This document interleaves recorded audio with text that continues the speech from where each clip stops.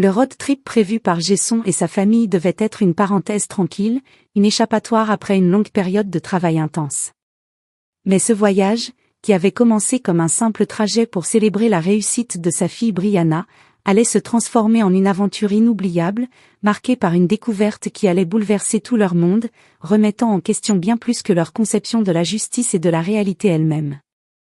Tout avait commencé de manière si ordinaire, presque banale. Jason, un père dévoué, était en congé après une période de travail éreintante pour le gouvernement, où ses journées se mêlaient aux dossiers secrets et aux responsabilités accablantes. Le trajet, une simple excursion en voiture de la ville d'Austin, Texas, à Santa Fe, Nouveau-Mexique, était censé être une célébration de l'acceptation de sa fille Brianna à l'université de Stanford, une étape cruciale pour elle et pour leur famille, qui portait les espoirs et les rêves de générations. Le SUV familial était rempli des rires d'Alex et Brianna, leurs enfants adolescents qui avaient hâte de profiter de ces vacances. Ils échangeaient des blagues, racontaient des anecdotes de leur quotidien et se réjouissaient de la liberté que ce road trip leur offrait. Nathalie, la mère attentionnée, choisissait la musique, apportant une touche de légèreté et de convivialité au voyage, chantant à tue-tête avec ses enfants quand une chanson qu'elle adorait passait à la radio. Jason, lui, était plus réservé, préférant observer le paysage qui défilait. Mais il se sentait apaisé par la perspective de passer du temps en famille, loin des obligations et des pressions de son travail. Chaque paysage qui défilait à travers les fenêtres du véhicule, avec ses couleurs riches et sa vastitude, semblait appartenir à un autre monde, un monde paisible, loin des préoccupations quotidiennes. Les grandes plaines texanes, les montagnes majestueuses du Nouveau-Mexique, le bleu profond du ciel s'étendant à perte de vue. La route, bien qu'imprévisible, offrait une sensation de liberté totale, et il semblait que rien ne pouvait briser cette harmonie. Pourtant, même dans cette atmosphère détendue, quelque chose d'invisible flottait dans l'air, comme une tension douce mais persistante. Jason avait l'impression que cette tranquillité n'était qu'une illusion fragile. Après tout, il n'était pas un homme ordinaire, son travail, ses responsabilités, ses engagements dans un monde complexe, l'obligeaient à rester vigilant, à garder un œil sur chaque détail. Il savait que, bien que ce voyage puisse sembler une pause bien méritée, il n'échapperait jamais à ce rôle de protecteur, de gardien, même en dehors du cadre professionnel. Il l'avait ressenti dès le départ, une sensation comme un pressentiment qui ne voulait pas le quitter, une intuition que la vie allait les amener à quelque chose de plus grand que cette simple escapade. Mais soudain, tout bascula. Une lumière vive dans le rétroviseur et des sirènes perçaient la tranquillité de la route. Une voiture de police surgit derrière eux, et l'atmosphère jusque-là détendue se fissura instantanément. Jason, d'abord surpris, se calma rapidement. Il gara le véhicule sur le bas-côté, respectant la procédure à la lettre. Ses mains tremblaient légèrement, mais il les posa fermement sur le volant, adoptant une posture de calme apparent. À l'intérieur de la voiture, le silence était assourdissant. Brianna, assise sur le siège passager, lança un regard inquiet à Jason, cherchant une assurance qu'il peinait à lui offrir. À l'arrière, Alex, les écouteurs toujours autour du cou, observait la scène avec un mélange de curiosité et d'appréhension. L'agent qui s'approcha semblait ordinaire, avec son uniforme impeccable et son allure professionnelle. Pourtant, quelque chose dans son attitude dégageait une froideur intimidante. Ses yeux, perçants et impassibles, passèrent rapidement en revue le véhicule avant de s'arrêter sur Brianna et Alex. Dès qu'il ouvrit la bouche, le malaise devint palpable. « Vous semblez hors de place ici », lâcha-t-il d'un ton condescendant, son regard se durcissant. Jason, percevant immédiatement la dangerosité de la remarque, respira profondément pour garder son calme. Il répondit poliment, essayant de désamorcer la situation. « Nous revenons juste d'un dîner en famille. Y a-t-il un problème, officier ?» Mais la question fut ignorée. L'agent continua d'observer la voiture, son visage fermé trahissant un mépris à peine voilé. Brianna détourna les yeux, sentant une vague de colère monter en elle, mais elle se força à rester impassible. Elle savait que la moindre réaction pourrait être interprétée comme de l'insubordination. La tension monta encore d'un cran lorsqu'un second policier s'approcha, son expression encore plus rigide. Les deux agents échangèrent quelques mots à voix basse avant de demander à Jason de descendre du véhicule. Brianna ouvrit la bouche pour protester, mais un regard de Jason l'en dissuada. Il sortit lentement, les mains toujours bien en vue, et se plaça devant la voiture. Les policiers commencèrent alors à fouiller le véhicule, ouvrant la boîte à gants, renversant le contenu des sacs à main et des valises sans aucune considération.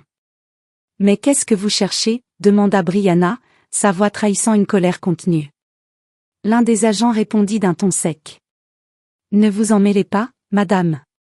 C'est une procédure standard. » Alex, qui jusque-là était resté silencieux, sentit sa propre indignation monter. Il sortit son téléphone et commença à filmer, son cœur battant à tout rompre. Lorsque l'officier plus jeune saisit violemment le téléphone d'Alex et le brisa sur le sol, l'effet fut immédiat. Le bruit sec de l'appareil éclatant contre l'asphalte résonna comme un coup de tonnerre, marquant une frontière invisible entre la tension accumulée et un point de rupture imminent.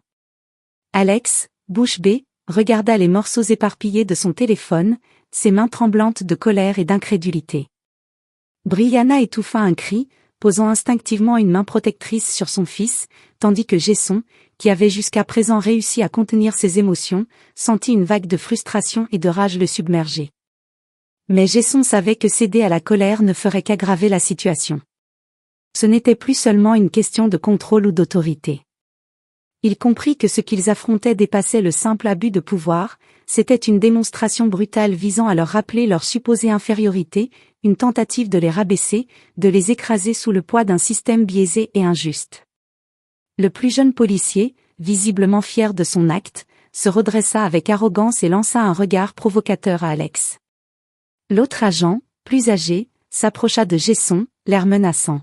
« Sortez du véhicule », ordonna-t-il sèchement, son ton trahissant une volonté de domination. « Vous êtes en état d'arrestation. » « Pour quelle raison ?» demanda Jason, sa voix calme mais ferme, défiant implicitement l'officier de justifier cette absurdité. « Obstruction à un contrôle de police », répondit l'homme d'un ton brusque, ses paroles teintées d'une mauvaise foi flagrante. Brianna, incapable de rester silencieuse, intervint. « C'est ridicule. Vous dépassez toutes les limites. » L'officier lui jeta un regard glacé avant de se tourner à nouveau vers Jason, pointant du doigt la portière.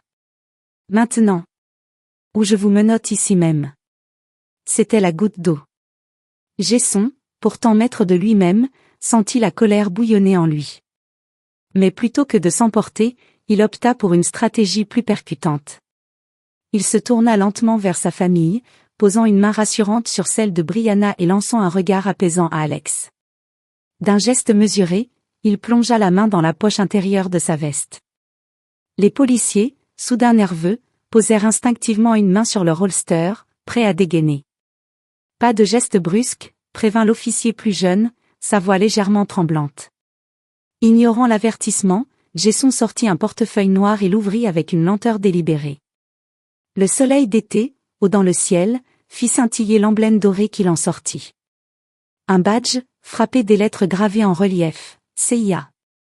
Le silence qui s'ensuivit était presque irréel, comme si le monde entier avait retenu son souffle. Les policiers, jusque-là sûrs d'eux et arrogants, se figèrent instantanément. Le visage de l'officier plus âgé perdit toute couleur, tandis que son collègue, les yeux écarquillés, vacilla légèrement comme si le sol s'était dérobé sous ses pieds. « Vous êtes de la CIA ?» balbutia l'officier plus âgé, sa voix hésitante trahissant une peur grandissante. Jason, sans montrer la moindre émotion, répondit simplement d'une voix glacée, « Exact. » Ce mot, simple mais chargé de poids, résonna comme une cloche, brisant le silence tendu et marquant une transformation radicale dans la dynamique de la situation. Les policiers, autrefois si sûrs de leur autorité et de leur domination, reculèrent instinctivement, comme si la force invisible du mot les avait désarmés.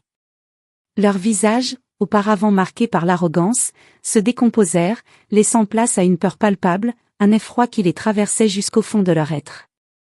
Jason n'avait pas simplement inversé les rôles. Il les avait confrontés à une vérité qu'ils n'étaient pas prêts à affronter, leur abus de pouvoir, leurs préjugés aveugles, et leur incapacité à reconnaître la dignité des personnes qu'ils tentaient d'opprimer. Ce n'était plus un simple incident de contrôle routier, c'était devenu un miroir, impitoyable, reflétant les injustices systémiques qui gangrenaient la société. Le geste de Jason, pourtant simple sortir un badge, un symbole d'autorité que les policiers ne pouvaient nier portait un poids bien au-delà de sa forme physique. Ce badge n'avait pas seulement rétabli l'équilibre, il avait exposé l'hypocrisie de ceux qui se considéraient comme les seuls détenteurs de pouvoir. Pour la famille de Jesson, ce moment marqua un tournant décisif. Ce qui avait commencé comme un road trip léger et festif, une simple escapade pour célébrer la réussite d'Alex à l'université, s'était métamorphosé en une confrontation avec les rouages d'un système biaisé. Ce simple voyage en famille, avec ses rires et sa musique, avait été interrompu par une démonstration brutale de ce que signifiait être vu différemment dans son propre pays. Brianna, assise à l'arrière avec Alex, ressentit une bouffée d'émotions conflictuelles. Elle regarda Jesson, son mari, avec un mélange de fierté et de tristesse. Cet homme qu'elle connaissait pour sa patience et son intégrité venait de rappeler à ses policiers qu'ils ne pouvaient pas tout se permettre, qu'il y avait des limites, même dans leur arrogance. Mais en même temps, elle ne pouvait s'empêcher de penser, pourquoi fallait-il toujours prouver sa valeur, toujours se défendre, simplement pour exister? Alex, de son côté, semblait transformé.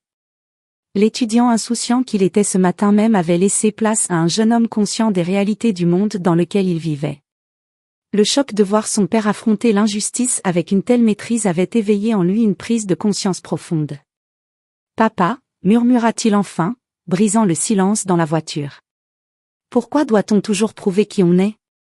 Jesson, les mains fermement posées sur le volant, resta silencieux quelques secondes avant de répondre, sa voix empreinte d'une gravité sereine. « Parce que certains veulent nous faire oublier qui nous sommes, » répondit-il doucement. « Mais il ne faut jamais leur donner ce pouvoir. » Le road trip qui devait être un moment de légèreté, de liberté, s'était transformé en un symbole de résistance. Ce badge, scintillant sous le soleil, était devenu bien plus qu'un insigne de la CIA. Il incarnait désormais un combat pour la justice, pour l'intégrité, et contre les injustices systémiques qui persistaient. Sur cette route qui s'étendait devant eux, autrefois synonyme de découverte et de paysages pittoresques, Jesson et sa famille roulaient désormais avec une mission silencieuse, ne jamais baisser la tête. Cette expérience leur avait rappelé que, même dans les moments de calme, la lutte pour la vérité et la dignité continuait. Alors que la voiture s'éloignait de la scène, laissant derrière elle les policiers toujours figés dans leur effroi, Jesson jeta un dernier regard dans le rétroviseur. « Ce n'est pas seulement pour nous », murmura-t-il presque pour lui-même. C'est pour tous ceux qui n'ont pas eu cette chance. La route devant eux n'était plus seulement un chemin. Elle était devenue une métaphore du combat pour construire un avenir meilleur. Pour Alex, pour Brianna, et pour tous ceux qui viendraient après eux.